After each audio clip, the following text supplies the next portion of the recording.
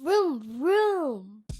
Welcome back to RevLimit Racing. My name is William, and I had the opportunity to attend the inaugural Sim Racing Expo here in the United States with my kids. It was a great experience to introduce them to the sim racing community and show them what this hobby and industry are all about.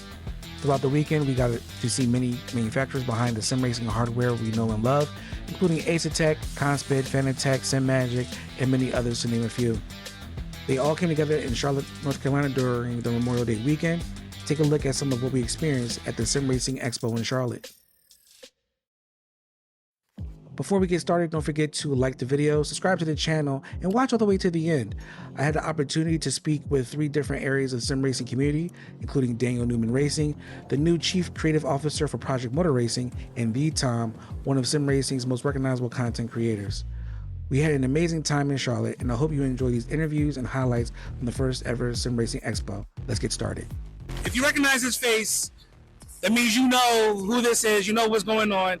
This is Daniel Newman Racing right here. Daniel Newman came to the States, flew across the pond for the Sim Expo, and he's here with us. Daniel, thank you, man.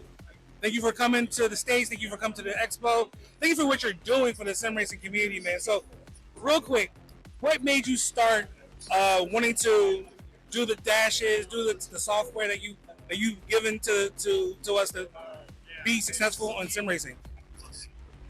Thank you for having me. It's great to be here. Charlotte is an amazing city. The food is good. The people are kind.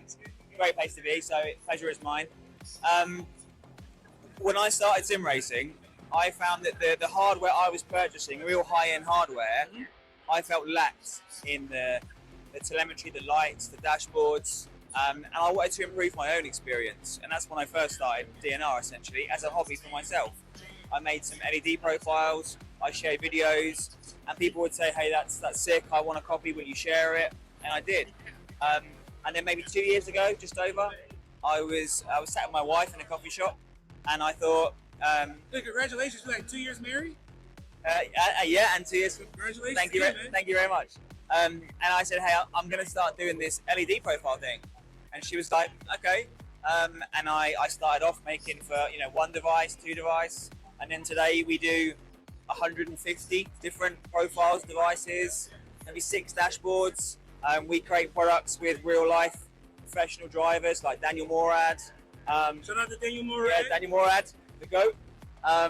Yeah, and we're just trying to make sim racing better, more accessible to people, trying to make it affordable, fun, and for those that want to be competitive, fast. No, you definitely have made accessible for everyone. I remember jumping into this. I came from the Velocity One, Turtle Beast Velocity One, and it came with its own LED and everything. But my teammate, shout out to Kyle, was like, "Yo, check this out. This is DNR. You should definitely look into this." And then as soon as I switched over to Conspit, I got the CSD dash, I got the Max 01 wheel. So now I have the full gambit. And if you check out the streams, I have the XL dashboard on the stream. Yeah. I put the chrono in the top corner.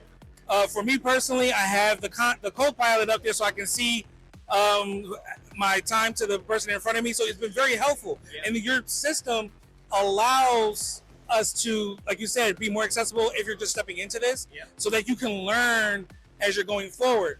And you've probably seen a lot of comments in your Discord about everyone wanting this and wanting that, but you've been very on it to add those features that people are looking for. We're waiting for game developers to allow you access to do what you need to do. So what does that process look like when you're dealing with your community and dealing with the game developers to make sure everyone's happy? Game developers is a bit different because we don't really work with them directly. Okay. We've tried, but it's quite a closed, I'd say not community, but as a group of companies, it's hard to speak to them and say, "Hey, can we do this? Can we do this?" Because we're all third party, and it's difficult for them to trust, I would imagine, people like us.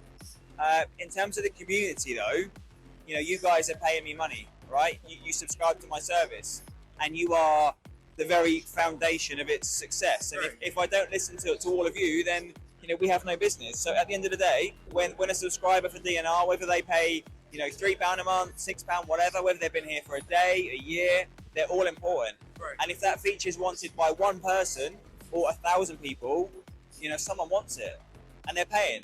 So if we can feasibly make it happen, I feel we should do that. So like I said, accessible for people, fun.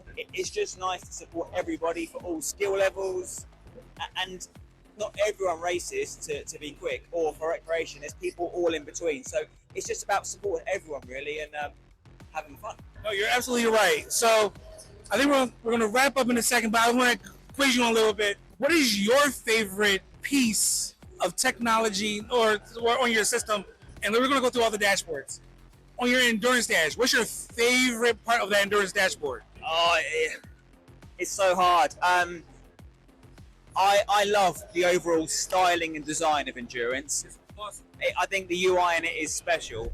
It's a very, very basic feature, but my favorite part is probably the vertical gauges that go around the central gear. Yes. I just think it makes it striking. And when I walk around the expo, I can see a dashboard in the distance and I can see those vertical gauges. And I know from, 20 meters away, that's DNR. Nice. I like it. Okay. When it comes to your IndyCar and the NASCAR dashboards, what are your favorites on that? Speedway dash is quite simple because drivers don't need to have lots and lots of data. I would say I quite like, we've got a pit limit feature because some of these cars don't have pit limiters. Yes. So we've got a light feature that allows drivers to enter the pit lane and the lights will monitor their pit speed and alert them if they're going too fast, too slow, without having a pit limiter. So it helps drivers ensure that they're maximising lap time by staying at the right speed whilst avoiding a penalty. Okay. And let's see here. Last two. Oh, rally. There you go. I remember off the top of my head. Rally. Rally. I love rally's simplicity. I like the large RPM gauges either side of the gear. It's just striking. And again, if you look at a distance, rally hasn't got a lot of data, but that's intentional. You need to see the gear, the revs. Happy. Okay. And the last two. Last three. Co-pilot, chrono, and then for the pièce de résistance, race control. Chrono is our newest dashboard. My favorite thing about Chrono probably is not a single page, but the customization. There's so much in Chrono, and it looks, I'm biased, but it looks fantastic. So I like the fact that everyone's is different. Everyone's got their own needs, but we support all of it. Right. And every page, I think, looks great. I like how it has the blue and the black overlays. Yeah, lots. Copilot is one of my favorite dashboards. It's so versatile, and people have got rigs where they've got a DDU and a steering wheel, and they've got two screens. And I never see the understanding of having the same dash twice. So Copilot is there to be your co-pilot. Correct. And give you secondary data. If I had to pick a screen, the opponent screen is useful. The car ahead, the car behind. Yep. Am I catching? Am I being too slow and falling away? Is the car behind catching me? That's really useful. And then race control. Race control is a bit of a baby for me. I made race control on the back of, I visited McLaren Formula 1 team in Woking, England. Nice. And I went to their mission control room, which is where they monitor their Formula 1 race days. And I got to see essentially their version of race control in real life. And that prompted me many years ago to say, we need this. There were other variants people were making and they were fantastic. They look great, they do the good job. But I felt that DNR had this particular vision, particular style, and we could introduce that to our own version of race control. And it's great to have one ecosystem that does everything. So race control,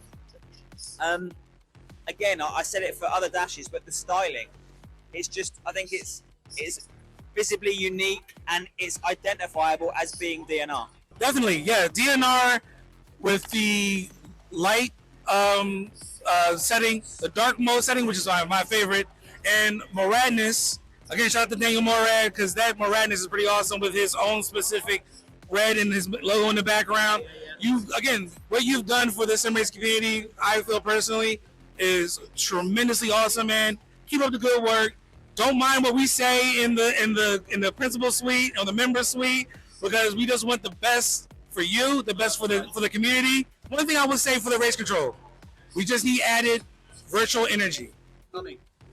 You heard it first. Virtual Energy's coming to race It's control. coming soon. Awesome.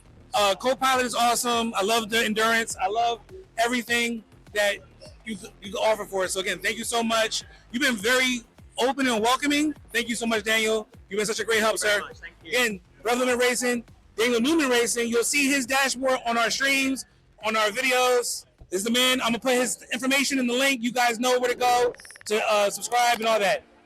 Wow. Like to follow. Like to follow. Thank you.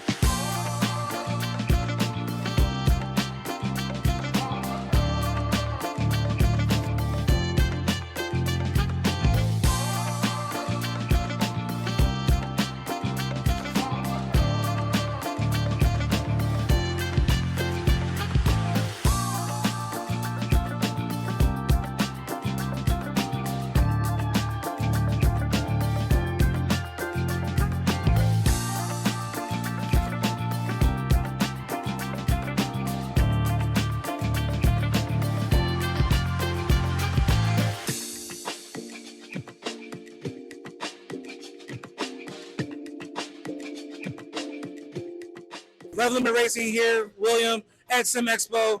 Introduce yourself, please, for the people who don't know who you are. They've probably seen your face on a couple thumbnails from, like Traction and other channels, but we are a small channel. We're just getting up and running. So tell us who you are, where you came from, and what you're looking to do now. So thank you for, making this for me and visiting the place. Simagic Zeus is so cool.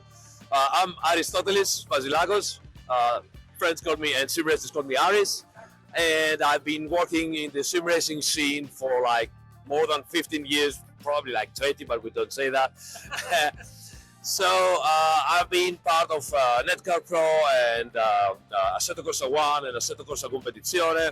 I've left the industry for 3.5 years pretty much, working to a big metaverse project, but I like sim racing so much that I missed the connection with the sim racing community. And so we started doing a little bit, the guys from PMR asked me some consulting to do. We started working a couple of months ago on some of my opinions about the game. I've learned how the engine is in the game. And I pretty much, saw that the engine is really a little gem, which is kind of polishing. Yeah. And we discussed, and in the end we agreed, and here we are together to work together on this title. We had a rough start late on, last year, but there have been already a lot of updates into the game, and we keep on going. This is a long-term project.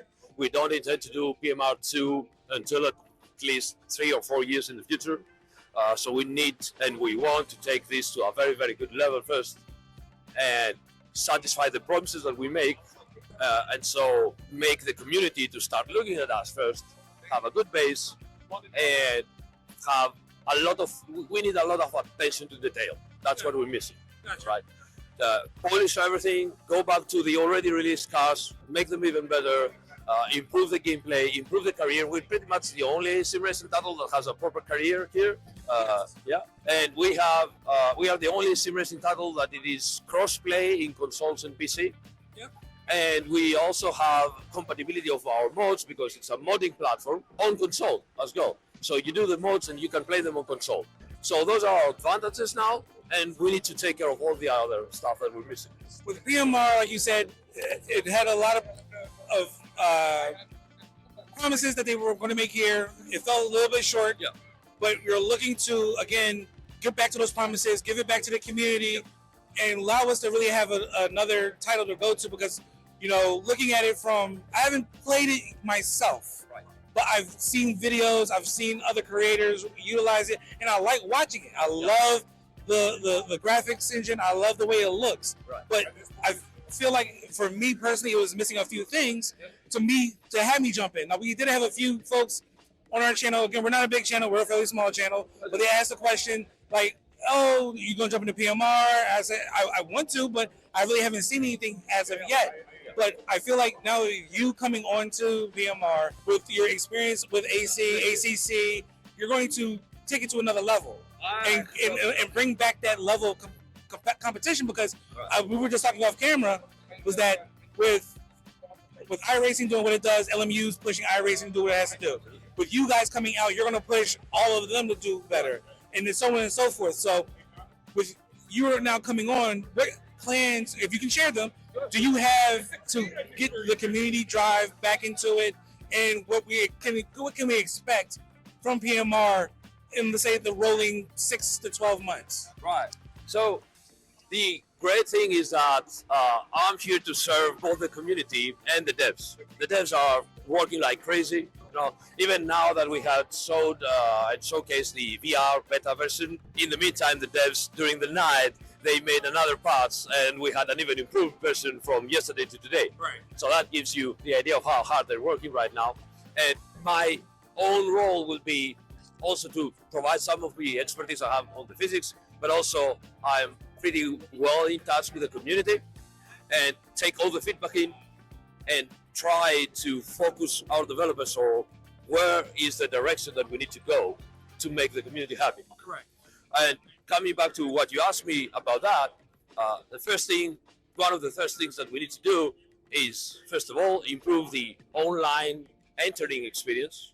Because right now you need to get into a lobby, wait for the lobby to get filled, and then the race starts. Right. So now we are working on join in progress. So you can join at any time in practice or qualifying, and then you go into the race altogether. Okay.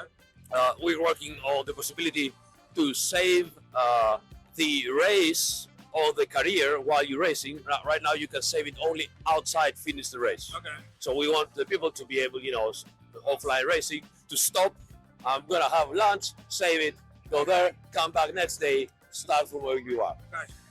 Then we need to make sure that the game reacts and performs in a very consistent way Correct. to all players, because we're finding out that we're setting it, it's great, you can see it, so good, you take it on your house, you buy it on your rig, and it doesn't perform as well, or it doesn't feel as well.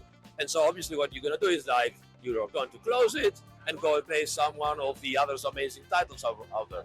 So we need to make it, that it's consistent in performance and feeling that you get. Yeah. And then, as we discussed before, it's all about attention to detail. For the very small things, just polish and polish again and do it again, get the feedback back, redo it again, all the stuff. And then, parallel to all these things, you just keep on pushing new content. So we have already in plan, I'm not sure if we released it today or in the following days, a full vintage pack with 60s, 70s cars. Nice. We're That's gonna what a lot of the community is looking for. exactly. And we have in plan at least one more big DLC before the end of the year, probably one. And then we keep on releasing new content. We have already released the Japanese GT cars.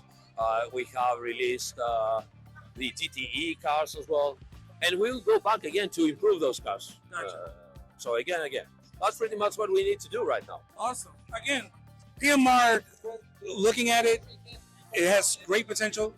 It has awesome community, pretty much in it. And for those of us who haven't tried it yet, myself included, I know a couple of my teammates on RevLimit Racing we have already, but they all say pretty positive things. They're just saying a few things are missing. But once those things are added in and it continues to grow, it's going to, I feel about myself, and I know some of my teammates can say the same thing, it's going to be a pretty awesome simulator. It's going to push, again, LMU, AC, EVO, iRacing to another level where the competition in the sim space is there. Yeah. So, again, we thank you for taking this time to talk with us. You, man. And again, Project PMR, Project Motor Racing, right there. You can see Christian, he's driving, he's having fun. But again, thank you so much for taking the time. Thank you, man. Thank you. Thank you.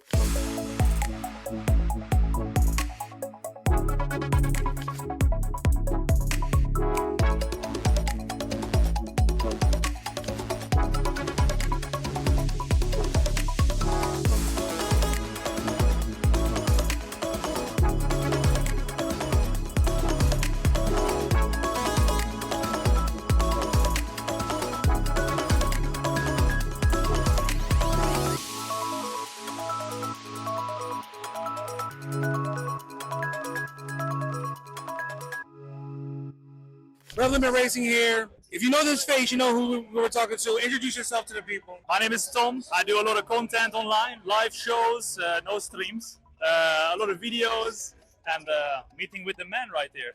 So this is Tom, and he is hilarious. He's a great content creator and an awesome racer at that too. Thank you. Awesome racer. So a question for you: like, you just upgraded to a motion, and you have the Formula One setup now. Which one do you like better? Oh, that's a hard question. Yeah, both setups have their kind of own distinct kind of subject, their way to play. It's hard to choose which one, but if I had to choose one, I would say F1 because that's kind of my sport, right? But I think the most fun is the GT because it kind of like moves you all across. Like it's a lot more violent. It's really a lot of fun. I mean, you can see it right here. Like it's pretty epic. Let me grab a thing in that. Yeah, look at that. Sorry, my daughter is working camera. This is her internship. So, question for you. Now, when it comes to motion, now we know this, that we're walking into this silver age of sim racing, right? In the silver age of sim racing, everyone's trying to grab a little piece. Now, we have this first sim expo here in the States that's this big. This sim expo is held in Germany mostly, but now it's here in the States. Now, when it comes to motion, are we getting, or do you feel you're getting the G-forces simulated that you would feel in a real car? So that's one of the tough parts. G-forces, like scientifically, cannot be generated, or at least at the moment, from anything except for like a centrifuge, you know, what they use for in the NASA astronauts, Yep. or a real car. So even though the motion is really awesome and it gives you the sensation of epic motion, it doesn't quite give you the forces, like the actual G's, right? Mm-hmm. However, on this simulator, for example, there is a belt tensioner, so it gives you the feel that when you go through a corner, it kind of tightens up, Right. and it almost feels like someone is squeezing in your chest. Yeah, exactly. But it still doesn't replicate the exact forces. So it's more so a sensation and the kind of feedback that you get from it, rather than like you're getting swung around, getting like 2 G's in a corner. Do you feel like you're faster or slower?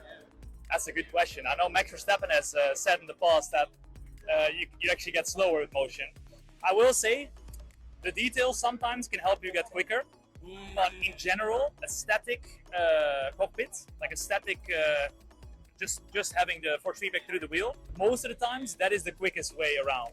Unless you really get into motion and don't run it at like 100%, because with motion it has some really good feedback in there, but I mean, always the fastest way to kind of drive. Let's say a real car didn't have any G-forces, Right. It will be quicker to drive without the G-force, right? Gotcha. So because obviously it kind of you're moving Control your around, body. yeah, and you have full control. But still, like I think it's very barely. Like it's so negligible, and it's also not for everybody, right? Some people are quicker with motion, some people are quicker without. It's all about perspective, I guess. Gotcha. No, that's a true perspective. And again, Tom is the real deal. Here's a little piece for you. I've been sim racing like going on like 2 years full time, right? And I just now got into my first top split. Okay. I'm not fast enough yet. Yeah. But watching your videos, watching other creators' videos, you guys have been very helpful for the community, especially again, like we're in this silver age of sim racing. So it's been very helpful watching their videos and just learning the braking points, the shift points, and again, just learning how to have a great conversation while with the chat. So again, thank you for what you're doing for sim racing, and thank you for being a part of this community for us, man. Yeah, thanks for that. All right, thank you so much, Tom. I had also a chance to meet Matt Malone, another sim content creator, and the guys from Traction.gg, Thomas and John, who keep us up to date with our sim racing news. This event in Charlotte was awesome, getting to see the NASCAR College Series and see this is where one of my favorite drivers today, Roger Carruth, really came out of with iRacing. Now he's on the Trak Racing in real life. Simagic with the new Zeus platform that they have and they're releasing. I think that's pretty awesome. Coming out, we saw a lot more from other vendors. Of course, we had iRacing in the building. Shout out to all the iRacing drivers. Drive safely, guys. Drive safely in iRacing. This was awesome here with from driving dynamics with Simucube with the active pedal, which is amazing. Conspit, again, shout out to Conspit. I utilize the Conspit setup from the pedals to the wheel to the wheelbase. They are awesome as well. They have their new Nano Dash, as you see right there, and their new 280 GP wheel. Of course, we got other manufacturers, VRS, Asher Racing, so many others. I'm trying to think off the top of my head of us who's there. Of course, you saw the Heusinkveld suite. Here's my kids in VR. This was pretty awesome. Watching my son and my daughter enjoy this time. My son was having a ball at this. Bring the kids next year. Bring the kids next year. My daughter, she was our camera person. Big up to my daughter London for being the great camera person. But again, check out the Sim Racing Expo next year. They're coming back to Charlotte. Returning next May 21st to 23rd, 2027. I hope to see you guys there. It's an event. Have fun. Come on out. This is William from RevLimit Racing, and I'm out.